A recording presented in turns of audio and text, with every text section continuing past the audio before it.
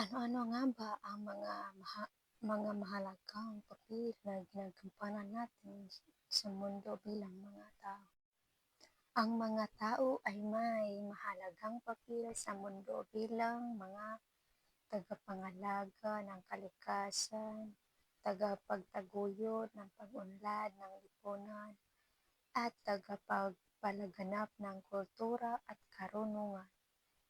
Sila ay nagsisilbing anak, magulang, lider, manggagawa, at bahagi ng komunidad na nag-aambag sa paglago ng pamilya at bansa.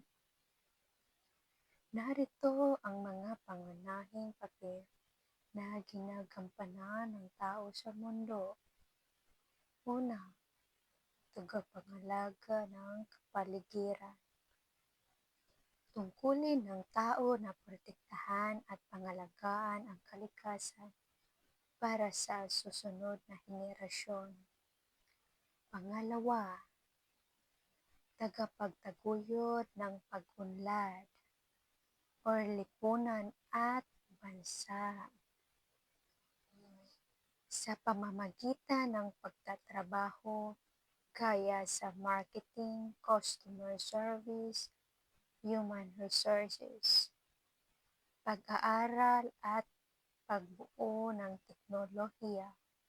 Nakakatulong ang tao sa pag-unlad ng ekonomiya at pamumuhay. Pangatlo, papel sa pamilya. Bilang mga anak, magulang, o kapatid, ginagampanan nila ang tungkulin na mag-aruga, magturo ng mabuting asal, at magtulungan sa mga gawaing bahay. Pang-apat, lider at mamamayan. Ang tao ay nagiging bahagi ng pamamahala, paglilingkod sa bayan, o pagiging aktibong miyembro ng komunidad upang mapanatili ang kaayusan. Pang-lima, tagapagpalaganap ng karunungan at kultura. Sa pamamagitan ng edukasyon at pagbabahagi ng kaalaman, pinapanatili ng tao ang kultura at nagtutulak ng inobasyon. Sa kabuuan, ang papel ng tao ay maging produktibo at responsable sa kanyang pamilya, komunidad at sa mundo.